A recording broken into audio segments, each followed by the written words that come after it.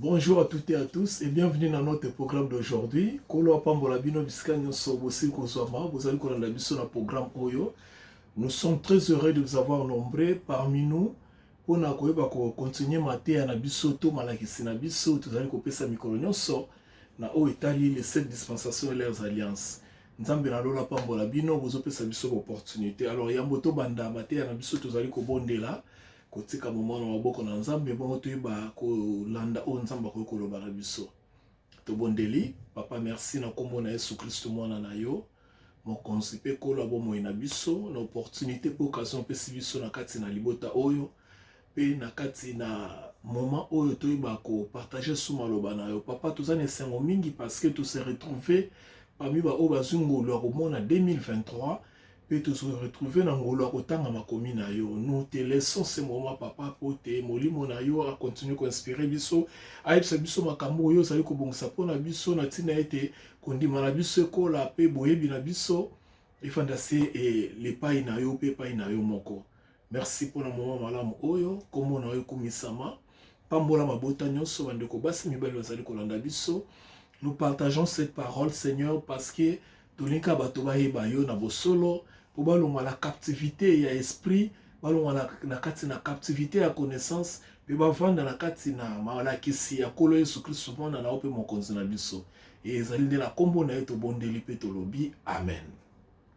Merci bien-aimé dans le Seigneur, yo zopesa biso occasion toyebata nyonso kopusa na ndaku na yo na travers ba réseaux sociaux pe banzela ndenge na ndenge pona koyeba ko partager maloba na nzambe na ndenge ya bosolo.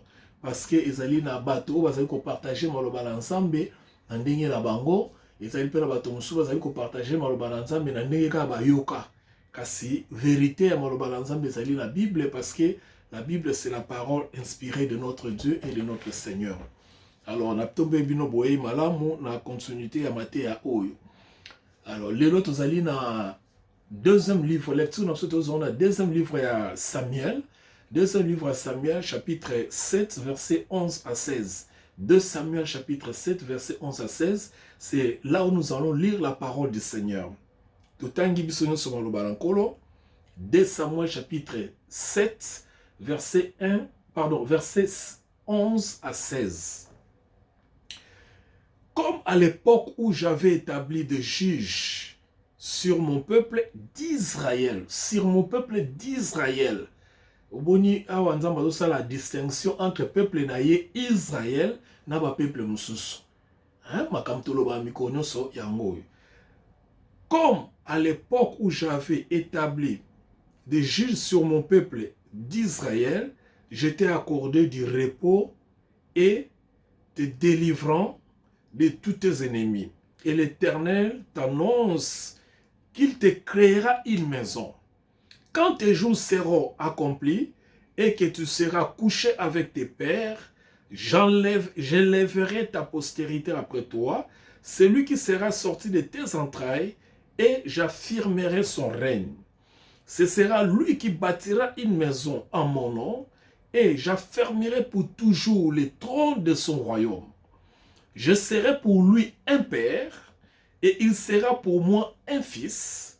S'il fait le mal, je les châtierai avec la verge des hommes et avec les coups des enfants des hommes. Mais ma grâce ne se retirera point de lui, comme je l'ai retiré de Saoul, que j'ai rejeté devant toi. Ça, c'est les versets 15. Maintenant, les versets 16. Ta maison et ton règne seront pour toujours assurés, ton trône sera pour toujours affermi. La parole du Seigneur. Bien-aimé, les lotos allez kobona, otobengi, alliance davidique. Alliance davidique. Qu'est-ce que l'alliance davidique? Tant que vous avez alliance davidique, déjà, vous avez combo ya David des anakat. C'est-à-dire, ils allaient alliance au Nzamba Salaki entre Yenzambe na David, na roi David. O azalaki moi moto selon motema ya Nzambe. Donc yango to bengi yango alliance davidique. Donc alliance o Nzamba établisaki entre ye na roi David. Yango nde to mona na mokolo lelo. Dimanche passé, tout le monde qui est alliance palestinienne. Donc, alliance dans basala qui, tant que Israël va côté dans ma belé à Palestine, le lengue sengela ba okobika. D'abord, et là, on a précisé, on a continué dans la kisina biso. Là, il a précisé, comme bien aimé, yo za kolandanga, yo landanga mikolo nyonso. Na kosenga na yo o s'abonner à notre page. Il y a YouTube, Belfa Moema Bebeto officiel. Belfa Moema Bebeto officiel. Au komona ba série ya betu des alikuna ebele. Au komona makambo ebele to lobela déjà na page la bisoana. Ce que vous allez attendre par la grâce du Seigneur. Oyeba kolanda yango. Mais à part ça, tous les sous na et loko tondo senga bino bo s'abonner vraiment belé, bo partager ma message parce que ezali étudiement systématique. Ezali ko permettre biso to comprendre plan ya Nzambe, to pe likanisi ya Nzambe parce que beaucoup de questions que nous nous posons ezali ba solution na Bible parce que la Bible s'interprète kaka yango moko. Alors, ba question belé to zali ko mituna selon makambo belé to yebaka te misu batuna kapona nini Nzambe atikaki boye pona Nzambe permetaki pona Nzambe salaki bo biso na tango futo sala pona nini misuku balobaka Nzambe kalazaki ya kanda siko za suna kanda te. Ce sont peu de choses ou bien des questions auxquelles nous essayons de répondre par rapport à la lumière des Écritures. Donc tozo inventer loko mote tozo cancelo mote tozaka na logique ya Bible pour nous enseigner biso. Voilà la raison pour laquelle nous vous invitons à s'abonner à la page de biso Belfa Moema Bebeto, de nous écrire ou bien de nous appeler. Nous na bisika oyo koko so ezali na mateya na biso poto éclaircir parce que tant na biso zaka moke pour nous koloba mingi. Awa tolobaka ba grande ligne pour nous sa idée générale. Alors, elo msuto kosenga na bandeko zali nini? Elo msuto kosenga pa bandeko zali ete Nzambe aza lokola tozo lokola papa parent nyonso azali na plan na ba étape nango. Nzambe asala makambo na hasard te. Ba étape nyonso o Nzambe aloba il faut kokisa yango. Donc tango tozo tanga awa il faut tanga ka Bible na ndenge nango. Banda to banda étude en février année passée par la grâce de Dieu dans quelques semaines to koma na une année étude oyo. Bandeko banandi biso bazo comprendre que bisika to uti na bisika to komi peut-être na bisika déjà to zali ko kende. Donc tozo lobela na nous jusque là depuis la création jusque na temps auto komi lelo. Donc par rapport à notre étude. Donc vous allez remarquer que nyonso to lobaka jusque là dans un mot tozo lobaka tozo na l'Ancien Testament. Bon dans l'Ancien Testament tout le monde que ba dispensation mingi et les cas dans l'Ancien Testament parce que dans le Nouveau Testament tu auras la dispensation moko.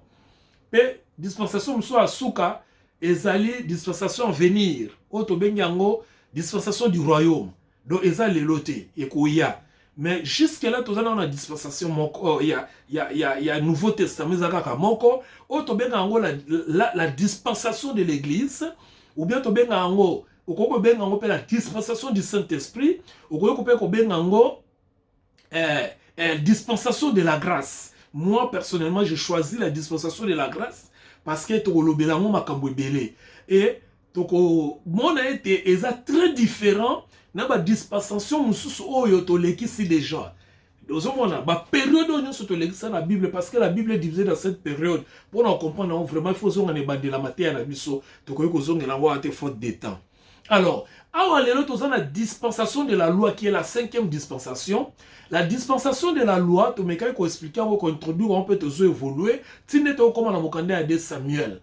Parce que David, selon le cœur de Dieu, tu as bien Nzamba Bengaki, histoire des Amoulaï, tu as bien Robisonyoso, Nzamba Bengaki parmi ma fils d'Esaïe, tu peux Jessé. Alors, tu as bien parmi ma fils d'Esaïe, ou bien tu peux ma fils Jessé. Nzamba Ponaki, David, qui moi na Souka, il y a Isaïe. Hein? Azalaki mwana suka bongo nzamba wenda ki to bi histoire na vraiment tant ozonga na ngozalité et to ko tanga na 2 Samuel mo ba histoire de David. Mais comme il na tango moko bo David azoki mokano tango récit makamyo so na vie a récit na royauté na ye azoki mokano atongela nzambe ndako ya nzambe esika o ya kovanda. Bongo nzamba ba ko yebisa alobi ete yo ko tongela nzambe te parce que yo mutu na bitumba obundi mingi osimbi makila mingi bongo lokolo bundi mingi osimbi makila mingi elinga kozala malamu te yo stongelanga mais likanisi wana ozwi ngai nzambe na sepeli nango na makasi bongo sikoyo nzambe ayaki na suka kosala oyo tobengi alliance na David, c'est-à-dire ko prononcer maloba moko epai ya David oyo kozala na avantage ya David na bien ya David juste parce que David a eu l'idée de construire la maison de Dieu. Donc azoki likanisi moto aliboso na Biblia o azoki likanisi akotonga ndako nzambe ezalaki David. Bongo tangu siko likanisi wana sepelisi nzambe asepeli na kanisa wana alobi ina sepeli nango me yo muto kotonga te apesi ba raison mais na sima na yo ba o bakoya nde bango bakotonga ndo bana na ba descendance na bango bakoya pe nzambe ko conclure alliance moko na David. To expliquer ki alliance tant tozo bel kambo alliance ezali te ndenge bato bakanisa ko bien balobaka ete ezali nzambe na moto bakokani basali boyokani te. Alliance ezali déclaration souveraine nzambe. Donc nzambe ne mutazoloba awa nzambe mutazoloba azoloba azo engager bon nzambe na ye azo engager personnalité na ye azo engager nyonso ezali ya suprématie na ye. Donc ce n'est pas à un homme d'établir l'alliance avec Dieu parce que alliance ezalaka soit ezosalama na bozana niveau moko.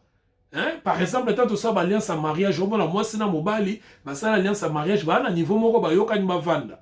Bien de to monaka, to zoneti ba alliance to monaka neti ba OTAN na ba cadre militaire mondial, to mo to zoneti na OTAN, ba mboka wana nyoso ba presque na ba niveau moko, ba chema boko na bongo ensemble. Bien alliance mso monaka ba alliance politique, o mona ba to na ba sana mo ba niveau moko. Mais alliance ya nzambe na moto ezate ke moto comme na niveau nzambe. Ezane nzambe amitiende na place à moto pas lobela moto asala ye déclaration oyo yenzamba retenir na otina suka soki moto alandi ba recommandation wana. Voilà un peu ce que c'est l'alliance entre Dieu et l'homme parce que on a la sala alliance nzambe bien aimé ngana to sa alliance nzambe te po toza tellement muke na miso nzambe ke to ko apporter loko moko te pa nzambe ko sala ke ezala raison ya alliance na biso. Donc voilà un peu oh, tous allez expliquer. Alors, tant mon zamba epsi David alobi que non voilà na sepena likanisi memoni yo oza guerrier obundi mingi oza na makila okoyo ko bâtir ndako pona ngai te mais na koyeba ko sala ngo de façon que ça la mwana na yo descendant na yo. Alors, nzamba yeko loba ngo na mokanda ya 2 Samuel chapitre 7 na verset 11 alobi et comme à l'époque où j'avais établi des juges hein sur mon peuple parce que avant moment oyo nzamba tchaka ba juge sur les enfants d'Israël atchaka ba juste histoire ba juste tout livre ba juge juste après le livre de Josué bokomona nzamba tabisaki ba juge nzamba sepena na likaniso même et loko nini ya motuya ezali na kati na alliance oyo parce que bato mingi ba yebaka te koloba ete David azalaki moto ya David a eu moto bitumba, David a eu moto koboma, David a eu moto ekobo, David a boma ekutu boy. Oui, c'est la raison pour laquelle à cause ya makila o David a tanisaka ya innocent Uri. Poison moi sinaye, ya one nzamba ba yo rotongela nganda koute parce que vous allez vous rappeler que ce qui nzambe atikaki David a tonga ndako wana avec le sang d'Uri. Et n'a cause la prouesse moko na kombo ya David. Bon nzambe atikaka impunité lisumu. Ata lingi biso mingi mabe oto na mokili contre bande ko la biso nzamba opini d'une manière d'une autre. Et David aussi a été puni. Hein? Nzamba pini saka David bo histoire ndenge ni mwana ne Absalom ayeba ko se rebeller contre ti na point que akende ko zo moko ya basi na ko lala na en public. Pour na ko s'appelle David Soni pour na koloba ete ndenge yo bomi Iri ndenge pe ekosalemela yo na moko ya bana na yo. Donc wana tozana na problème wana eza mate ya lelo te mate ya lelo tozoloba alliance elongo na David. Alors à quoi consistait cette alliance?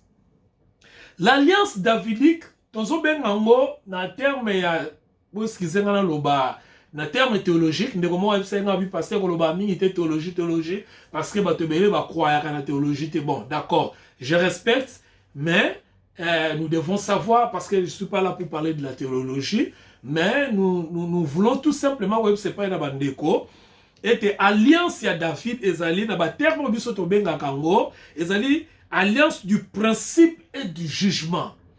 Alliance du principe et du jugement. Eli kolobanine, eli kolobete nzamba ye atie ba principe liboso na David. Et puis David alobi talaboye lokolo zwi likanisi ya kotongela nganda ko désormais ekozala boye. Wana nzambe ayebisi David.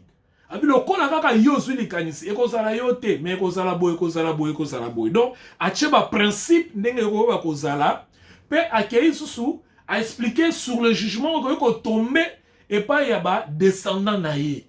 Voyez-vous? Donc David a ebaki ko kutana na libaku malamu na likanisi o yazwaki. Alors nzamba lingaka ko récompenser likanisi nae na ko pesa eba déclaration oyo tozo bengango alliance davidique, c'est-à-dire nzamba ko établir alliance yé na David.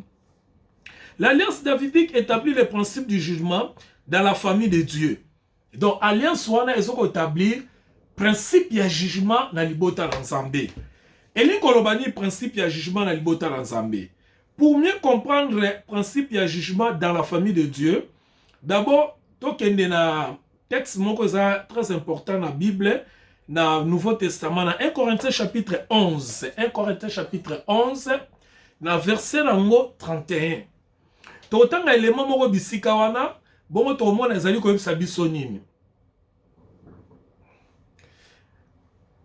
1 Corinthiens chapitre 11 verset 31. Yokandenge lobi. Si nous jugeons nous-mêmes, nous ne serons pas jugés. Ça c'est un principe très important. Si nous jugeons nous-mêmes, nous ne serons pas jugés. What is un principe? Tokoya lango, ok? Laissez-moi d'abord expliquer. C'est un jugement remédial. Et là, on est là, alliance ya David. Ezali. Alliance on nzamba na David. Ezali alliance moko ya principe, ya jugement. Bon, jugement, ezali jugement moto so bengango remédial. C'est-à-dire, ezali jugement ya remède. Remède ezali lokola, bazo pesa moto kisi. Na pesa exemple moko simple. Moto azali na malaria, akiko sali examen à goût d'épaisse, tant ba sali examen va retrouver na malaria. Alors, malaria eza lokola jugement. OK? Mais jugement na eyete pour condamner yo libela. Jugement na yé pour na remède nango ezali.